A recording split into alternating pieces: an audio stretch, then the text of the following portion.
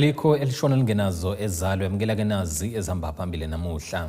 Uginqigonqo emkhanyakude iyadida yogodla kwekamadlanga kanti ukuhlukana kwe-ANC ne-SACP kungadala ke izinkinga. Izindaba ze-1KZN TV zifundelo Siyabonga wakaduma ninebezulu elidume esandlwane siyakhuleka.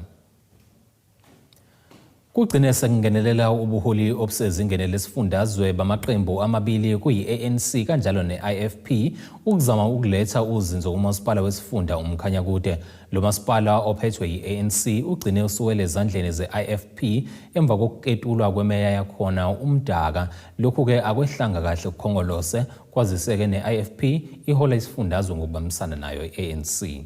Emva kokuba ungqongqoshe wezokubusa ngokubambisana nezindaba zomdabu esifundazweni KwaZulu-Natal, umfundisi uThula Sizwe Buthelezi amemezela ukufakwa komlawuli ngaphansi kwamasipala wesifunda uMkhanyakude obuphethwe yiqembu le-ANC alizange libe khona uzinzo njengoba abasebenzi baduva ngaphandle kwalo masipala bengahambisani nesiphakamiso sikangqongqoshe.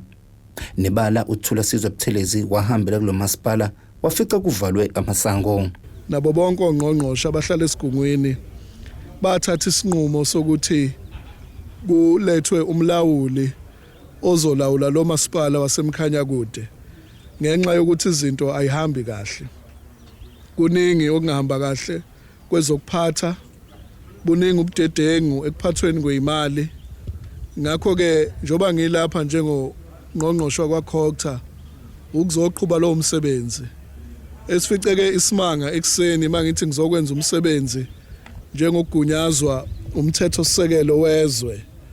Kwafica ukuthi sebevalile esangweni bafake ingidi bavimba ngama-waterkan.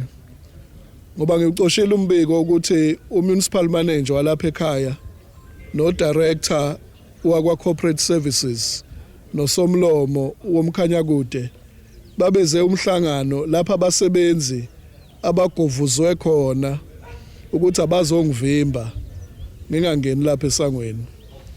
Ngakho ke yishwa ngempela ngoba abantu baseMkhanyakude kuze kube manje abanawo amanzi. Abantu baseMkhanyakude kuze kube manje basilele ngentuthuko. Kodwa ke uma abaphathi bomkhanyakude uma sithi sizolekelela sizofaka ihlombe bese bebona ukuthi bazongivimba kuyishwa lokho. Kodwa ke ishwe elikhulu ukuthi bangangivimba mina kodwa ngeke bakwazi ukuvimba abavoti. Iqembu le-IFP eMkhanyakude labamba imashi libhekisa emahhovisi alomkhandlu lifuna kuvulwa amahhovisi kuphinde kuboshwe labo abathintekayo emacaleni enkohlakalo kulomkhandlu. Ngethina njengeqembu lenkatha enkululeko yesizwe siyakusupporta ukuza komlawulo. Okwesibili sinxusa ukuthi amaphoyisa awaphenye ngecala esilivulile njengeqembu lenkatha enkululeko yesizwe ngabantu abavale lapha egate ngoba noma bengathi abazi kodwa basifihlile. Iqiniso elimsulwa ukuthi nabo abasebenzi balapha bapaka imoto zabo yiba bavala igate ngezimoto zabo ukuthi kungangenwa ngaphakathi. Okwesithathu ukuthi akushushiswe abantu abantshontsha imali yomphakathi uma ngabe kwenziwa ama-investigation kukhomba ukuthi imali ilahlekela abashushiswe labo bantu ukuze imali izobuyiswa bayihlanzise phinde kube nabantu ababoshwayo ukuze siyothi ngelinye ilanga abantu baseMkhanyakude bayakubona ukuvota kwabo ukuthi kunemphumela ukuthi kufike idingo kubona. Ubheka izinto ezenzeka nje kamuva la khona usonkontreka othinteka entweni yamanzi kuyimali e153 million. Imali iphelile 153 million kodwa amanzi awafikile kubantu awekho kubantu. Kodwa le contract yayilinganiselwe ukuthi lo 153 million lo yanondabuya uzokwazi ukunikezela bonke laba bantu laba yanamanzi kodwa amanzi awafikile la. Ama project aseMkhanyakude ayakhiwa kodwa awapheli kodwa imali yona ibe iphele. Lezi zinto zonke zikutshela ukuthi uMkhanyakude uyehluleka ukuzilawulela imali ukuze kufike izidingo zabantu. Uhulumeni ke wesifundazwe umelwe ukungenelela ukuzolekelela abantu baseMkhanyakude ukuze baqinisekise ukuthi amanzi bagcina bekwazile ukuwathola. Lowo ilunga likaKhongolose owayephinda busomlomo kulomkhandlu uSolomon Mkhombo wakubeka kwacaca ukuthi ngokomthetho lo wajutshwa njengomlawuli ubengakufanele waphinde wasola inhlelo zepolitiki kungqongqoshe uButhelezi. Abasebenzi bayakhala ngo-administrator nathi amakhansela siyakhala ngo-administrator ngoba ungqongqoshe kwakumele ayi-approve i-intervention u-28 days ungakapheli. Siyafuna ukuyi-underline leyo ngoba phela sithi ungenelela ngokomthetho akakwazi ungqongqoshe ukuphula umthetho athi kuzongenelela ngokomthetho kodwa bephula umthetho kwayena. So lo administrator la akumele ngabula ngoba u-28 days udlulile ngaphandle kukangqongqoshe approve evumelana naye ukuthi ayibe khona intervention. Imeya lomasipala uKhumalo iqhubekile nomsebenzi wayo emphakathini wokulethwa kwentuthuko ngaphambi kokuba kubuyiselwe imeya entsha uMdaka. Angithi Mphemba ukuze bakwazi ukuyiqoqa baphinde bayisupply ingane yabo njenge-LM. Sizokhuluma ngodaba lwamanzi. Ezinye izinto engifisa ukuyibalula la siyayiqonda into yamanzi, inselele yamanzi ekhona eMtubatuba as well as i-district yonke. Into ngeke ukwazi ukuyiqeda ngosuku olulodwa leyo. Kodwa kuneyinhlelo esithi sizoyisebenza ukulekelela ukuqeda lesi simo. For instance, there is a short term, medium term, ne long term. Ubuholi be-IFP ne-ANC buhlalile badingida lolu daba kwazise vele lamaqembu ayasebenzisana kuhulumeni wesifundazwe kwabuyiselwa umeya uMdaka kwesobumeya kwisekela kwaba i-EFF kwathi kwesomlomo kwangena iqembu le-IFP. Izidabenzi KZN TV bekuthabani Maphumulo eRichards Bay. Ngokwehhovisi likamongameli wezwe lithi-ke njengoba-ke kusazokwenzeka kubizwe abanye futhi ofakazi bezocacisa ngobunye ubufakazi babo kwikhomishana kaMadlanga, ngalokho-ke lithathe isinqumo sokuthi umbiko ungavezelwe umphakathi okwamanje. Le khomishana yasungulwa emva kwezinsolo ezenziwe uGeneral Nhlanhla Mkhwanazi ezazithi kunenkohlakalo eminyangweni wamaphoyisa futhi osopolitiki neziphathimandla zixhamukele emsebenzini wamaphoyisa ukuvikela izigebengu. Sixoxisana nomhlaziyi wezepolitiki uThobani Zikalala ngekhomishana kanjalo-ke nange-ad hoc committee. I'm here this morning in order to speak to you about the policing issues that are happening in KZN as well as in the Republic of South Africa. So I'm presenting this briefing to the citizens of this province and by extension the inhabitants of the Republic of South Africa, specifically about the work of the political killings task team. Umhla 6 kuJulayi ngonyaka u2025 kwaba usuku oluyingqophamlando eNingizimu Afrika ngesikhathi uCommissioner wamaphoyisa kwisifundazwe KwaZulu-Natal uGeneral Nhlanhla Mkhwanazi eveza izinsolo ezenkohlakalo emnyangweni wamaphoyisa ukuzobulungiswa ukuxhamukela kosuku politiki emsebenzini wamaphoyisa nesiphathimandla ezizwana nesigelekeqe esibhekene namacala abucayi okubalwa abokubulala, ukudayisa kwesidakamizwa kanye namanye. Sikhuluma nomhlaziyi wezepolitiki uthi lolu suku olungasezo lakhohlakala. I think the 6th of July is going to be a day that is etched in the history of this country for a long time. The processes that come after. I mean, it was quite interesting that Parliament wanted to act at the same time that there was a commission, because now a witness that has appeared here goes to appear there and they prepare themselves better because they've been even though there is nothing in law that prevents Parliament from doing its work. But remember, Parliament has to do its work in relation to its accountability and oversight responsibilities. On the other hand, the President can institute a commission of inquiry if he wants to get to be on a fact-finding mission and to get recommendations in terms of how to deal with particular issues. Now, these two, when they go parallel, for me, one, in terms of witnesses, I think they temper with the quality of the evidence that we can get, because if a witness that went first, for example, let's look, for example, the minister, Senzo Mchunukwa, went first to Parliament. Now he's at the other side in the commission. Sided with the ad hoc, now he's at commission. If you look at the way the evidence is being delivered and the fact that after this someone comes after ad hoc, someone comes and says, "Hey, I think you did bad here." Emva kwalesi sithangami sabezindaba sikaMkhwanazi kwathi ngomhla ka-13 kuJulayi ngonyaka u-2025 uMengameli uCyril Ramaphosa wakhuluma okokuqala ngqa ngalezi insolo. Ngalolo suku wamemezela ukusungula ikhomishana ezoholwa ujaji osewathatha umhlalaphansi ujaji Mbuyiseni Madlanga ukuthi yenze uphenyo. Waphinde wabeka ungqongqoshe wamaphoyisa uSenzo Mchunu ekhefini waqoka ungqongqoshe ozobamba. I have decided to put the Minister of Police, Mr. Senzo Mchunu, on leave of absence with immediate effect. The Minister has undertaken to give his full cooperation to the Commission to enable it to work properly. I have decided to appoint Professor Firoz Kachalia as Acting Minister of Police. Professor Kachalia is currently a Professor of Law at the University of the Witwatersrand and is the Chairperson of the National Anti-Corruption Advisory Council. He previously served as an MEC of Community Safety in Gauteng. Umhlaziyi uthi ngokwakhe uMengameli akenza ngokwanele kade enza lezi ngoquko. I think I'm of the view, and this is just me. I know the courts have decided otherwise, but from a political view and what we understand in the constitution to say ourselves and how things have panned out in this country, I think the president the president committed a mistake when the president did not act decisively on the allegations, because he created what I think is I don't want to say a constitutional problem, but an administrative executive problem.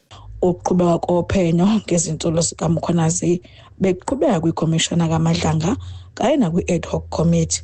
Zombili lezi inhlaka zike zagxila kakhulu nakwisinqumo sikaMchunu sokuhlakaza i-political killing tax team okwagxekwa abaningi nakhona esikoleni zamaphoyisa njengoba zaveza ukuthi zabona ngalesi sinqumo esinkundleni zokuxhumana. Eziphendulela uMchunu ngalesi sinqumo wabala izizathu ezahlukene okubalwa nosokushoda kwezimali esiqondene naleli thimba. I consider the demands on the budget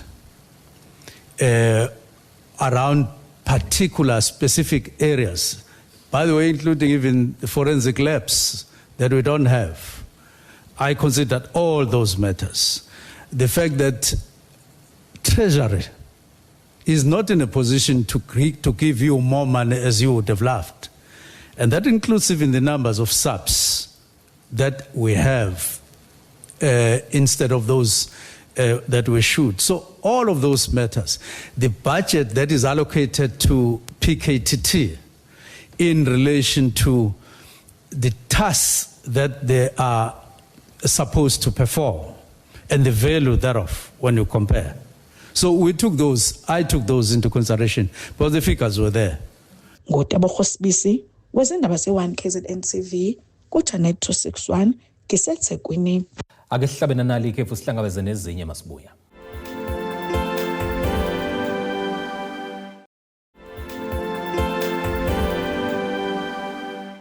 Ake sikubingelele siphinde sikwamukele mekokuthi-ke usanda kubukela izindaba zethu nazi izihloko esifolosa ngazo namhlanje. Uginqigonqo eMkhanyakude iyadida yogodla kwekaMadlanga kanti ukuhlukana kwe-ANC ne-SACP kungadala-ke izinkinga. Umhlaziyi wezepolitiki ozimele uDokotela uZakhele Shamase uthi ukuhlukana phakathi kwe-SACP kanjalo ne-ANC kungayibulala kuyiqede nyaya inhlangano kaKhongolose ingaphindi ibuyele emandleni. UShamase uthi kungakuhle benze imizamo yokubuyisana.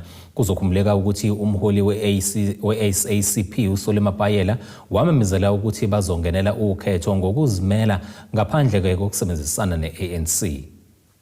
Ubudlelwano phakathi kwenhlangano ye-ANC kanye ne-SACP sebungeneke la sekubonakala kungasahambi kahle khona ngemva kokuthi i-SACP imemezele ukuthi izongenela ukhetho lohulumeni wasekhaya langonyaka ka-2026 ngokuzimela. Lesi-ke isinyathelo esiphula-ke umfelandawonye phakathi kwalamaqembu amabili.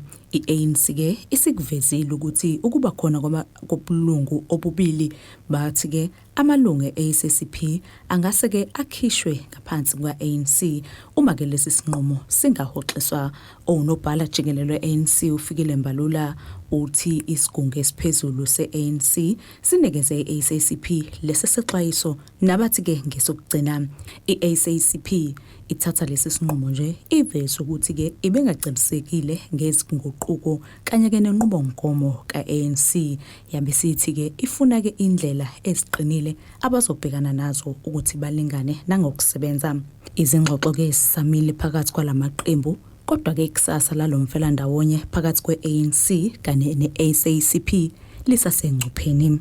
Umhlazi wezepolitiki ozimele uDokotela Sakhele Shamase uthi ke kuzolibulala i-ANC njengoba ke umuntu belilunga lika-SACP obephinde abe yilunga lika-ANC. Ukuphuma kwe-SACP ibhodelwayo kuzoqhubeza ke phambili izinkinga ezibhekene nenhlangano kaKhongolose zokuthola ke ukwesekwa. Olukhona between i-ANC ne-SACP luyingozi kakhulu ngoba phela kune-dual membership ebikhona. Umuntu obeyilunga le-SACP bephinda abe yilunga lika-ANC.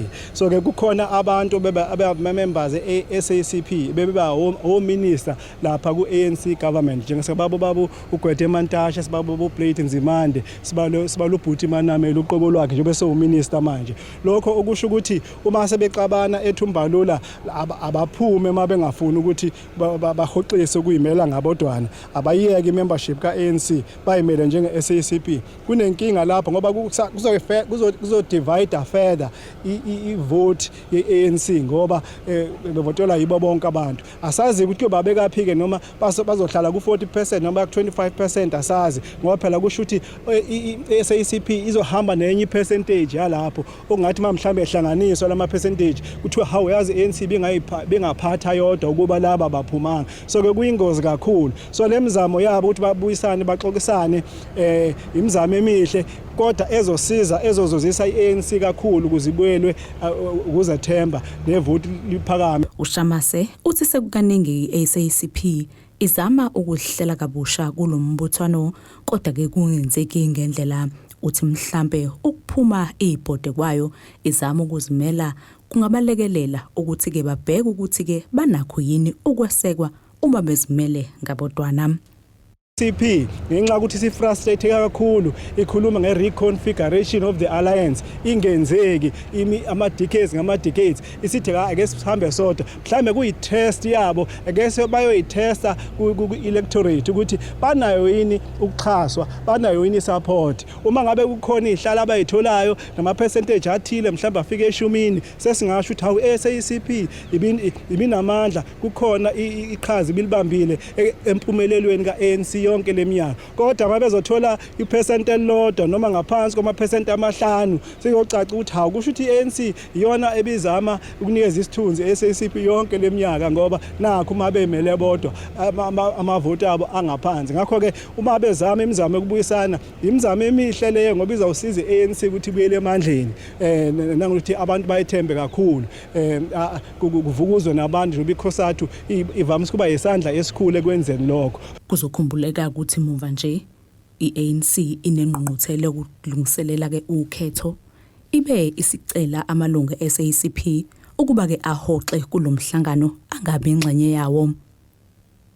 Lezi izindaba ze1KZN TV nginguSamkeliswe Nqulunga ngiseRichards Bay. Zithi azingabazi kuba umphakathi uzophepha ezimvuleni ezinamandla izimeya zomasipala abangendla nelikaMthaniya kuyi-Alfred Duma kanjalo neNewcastle. Lokhu ke kuza emva kokuba lamadolobha ebeyingxenye yalawo athikamezwe kakhulu izimvula. Laba ke baveze ukuba zikhona ke izindlela abalungise ngazo amadolobha uqinisekisa ukuba uma kunezimvula ezinamandla awahlaselwa izikhukhula. Imeya kaMasipala Alfred Duma uZamasibisi usethule ngokusemthethweni imishini ezolekelela ukuba ngimbiwe imfula ukuze kuvinjwe ukucula kwedolobha uMnambithi. Omkhulu kakhulu kithi njengomasipala sila emagroundini eKandahar ezikomfula iClip River uMnambithi umfula osikhathaza kakhulu ngokuthi njalo uma uyikhathi zasehlobo uyagcwala uchithekele edolobheni bese kuphazamiseka ukusebenza kwedolobha. siphazamiseke somabhizinisi bakithi abakhulu nabancane. Sizokwenza-ke lokhu esasikuthembisile ngesikhathi senze IDP noma senze ibudget, sethembisa abantu bakithi ukuthi kulo nyaka sibeke imali yokuthenga i-excavator, sithenga ama-truck amabili okuyiplanti ezosebenza nje ukulekelela ukugugula lokhu kuthiwa i-desilting, ukwenzela ukuthi umfula oba kuyabonakala ukuthi usugqibekile kufanele ukuthi siwugubhe ukuze ukwazi ukuthatha ama-volumes amaningi amanzi, kungabi lula ukuthi ugcwale kulimaze nama-valve ethu uchithekele nasedolobheni. Sizofeza leso sethembiso-ke namhlanje njengoba ubona emva kwami nansi i-excavator ngakwa-left kwami nansi ama-truck amasha amabili kusha konke lezi zinto sikuletheke emphakathini wakithi ukuthi sekuzoqala ayikho enye into ozoyenza. Kanti kanjalo kumasipala iNkosilanga Libalele kwethulwe ibloho lisemthethweni elakhelwa umphakathi obungakazi ube nalo ngaphambilini. Besino minister wakaKhokta uBulawayo lapho ebezovula khona umgwaqo kanye nebridge noma engathi nje iproject ekoste imali engaphezulu kuka 37 million. So ke sivulileke umgwaqo kakhulukazi abantu basesigodlweni bebesala ku-main road, kodwa manje ngoba sesikwazile ukuthi nesovulele umgwaqo ama-taxi asezokwazi ukuthi abantu abafake ngaphakathi ingane esikoleni ezifunda khona i-primary eRiverdale othisha basezokuba nenkinga nezingane sezokuba nenkinga ukuthi zikwazi ukufinyelela elokhuza esikoleni. Sitheke uma sesisuka lapho sase siyovula i-bridge lapho belingekho qoboqobo ilokhuza ibridge bekwelwa nje elokhuza emfuleni, but namhlanje okwenzeke inqophamlando esigodlweni ukuthi abantu bakhona sebe nebridge sebezowela noma ngabe kuthiwa izulu liyana noma lilokhuza likanjani. Uma nganikhumbuza nje izolo bekunemvula ezinkulu ngapha koWinene, ama-bridge akhona amanye abhidlikile. Sizovukela khona nje kusasa no Deputy Mayor no Speaker ukuyochecka ilokhuza isimo khona. So ke abantu basesigodlweni banenhlanhla ke bona ukuthi ngesikhathi semvula kanjena bona bakwazi ukuthi bazohandovelwa ilokhuza ibridge noma kuzovulwa ilokhuza ibridge ngokusemthethweni. So nje lizosilekelela kakhulu ngoba bekunama challenges amaningi. Khona manjalo umasipala iNewcastle uveza ukuba nabo banazo izinhlelo ukunxusa usizo kuhulumeni kazwelonke ukuze bekwazi ukuthenga imishini ezomba imfula. Kwenzeka lokhu nje bengivele sekubhalile incwadi ngicela usizo kuqondisi womnyango wezamanzi nokuthuthwa kwejelentana kuze uhulumeni kazwelonke. Bebengakangiphenduli ukuthi kukhona indaba esisiza khona noma sizosizakala noma sizosizakala. But enye ingxenye kunamadama amabili akhona la eNewcastle. Eliyethiwa iBoshoka abanye bathi Ncanduwe lilapha phezulu edla nedolobha. Elinye lilapha ezansi bajwayele ukuthi iAmkodem. La madamu ngenxa yokuthi sekukhule kakhulu izihlahla lezi ezingadingeki ngabe zilapha. Kuleli njengapha sinenkinga yomhlanga. Okusho khona ukuthi liyekelele isikhathi eside linga maintainwa ngendlela. Sekufike la sekunzima khona.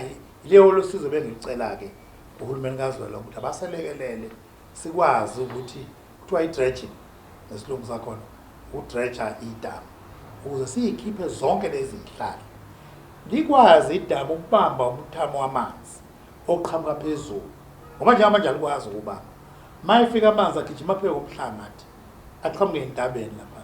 So mayisefika la edolobheni afika nje engasacontroleki. Kanti umphathi walomasipala unxusa ukuba umphakathi uye kungcolisa izitamkoko ukuze bezokwazi ukudlulisa amanzi kizo. Sithema sisivula sigcwala amafutha ezimoto. Hambe basevisi imoto, abantu basevisi imoto bathathe bayokuthula lapha. Kuma stop motor yethu uhlangana nesikhumba senkomo, uhlangana nesikhumba sembuzi, uhlangana noblanket. Kwamathuza, ziba specific emathuza na industrial area. ufica indwangu ngakuthatha nje ukukhombisa amaphampu asefile kuma pump stations ethu ebulawa ukuthi kunemphakathi esebenzisa icucu lezi zeindwangu ezisuke iphuma eimbonini lezi zendwangu beyisebenzise njengephepha langasese lokuyisula ngasese bathatha bafake phakathi isitomo kube khona laba bathatha udoti nje abanye bathathe amatshe ngisho amatshe itina bayiphose kuma stomoto bathi benza umsebenzi wobesebenzi bamasipala ukuthi ungapheli angazi baswebethu uzophela kanjani. Kubika uThobeka Dladla ezindabeni ze1KZN TV. Ake siphinde futhi sihlabene nalo lelinye ikhefu sihlangabeze nengosi yezemidlalo masibuya.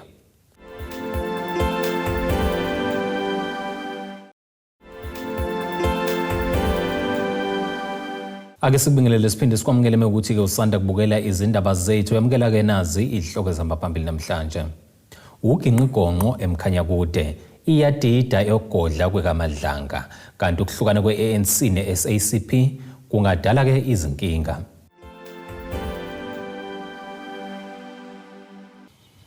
Umqeqeshi omkatshubovu uOWEN-DG Dagama uncoma isibindiso bengumqeqeshi weStellenbosch FC uSteve Barker sokushiya leli qembu abesehlale kuloke isikhathi eside waqoma ukujoyina iqembu laseTanzania iSimba SC. uBarker oneminyaka engu-57 ubudala wethulwe njengomqeqeshi omusha weSimba ngoLwesihlanu kulandela ukwesula isigubhukane kwiStellenbosch FC abesehlale kuso amasizini ayisishiyagalombili. Lo mqeqeshi ke owaqeqeshana nasemaqenjini okubalwa kuona i-University of Pretoria kanjalo namaZulu FC ufike kwiStellies ngesizini ka-2017-2018 isagijima kwi-National First Division esiyiMatsepe Foundation Championship wayihola ke ngempumelelo yadla nesicoco seligi. Yakhushulelwa kweSebhethwe Premiership ngesizini ka-2018-2019 ngaphansi kaBarker iStellies inqobe indebe yokuqala kwiPremiership iqukula ke eCarling Knockout ngesizini ka-2023-2024 yafinyelela kowamanqamu we-MTN 8 amahlandla amabili ngesizini ka-2024-2025 nangeka-2025-2026 yaphinde ke futhi yafinyelela kowandulelo wamanqamu we-CAF Confederations Cup ngesizini edlule okuyisizini ka-2024-2025.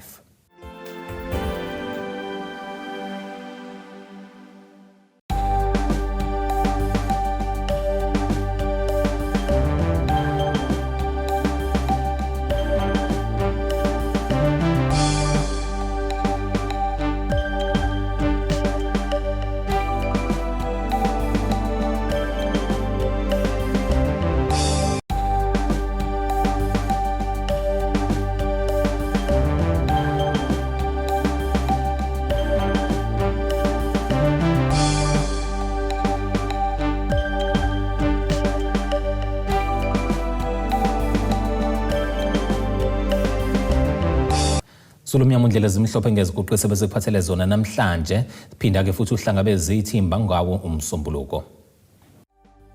Abethuli bethu bezindaba baxhaswe iThulis Bayview Bridal. Ungabashayela kulezi zinombolo ezivelile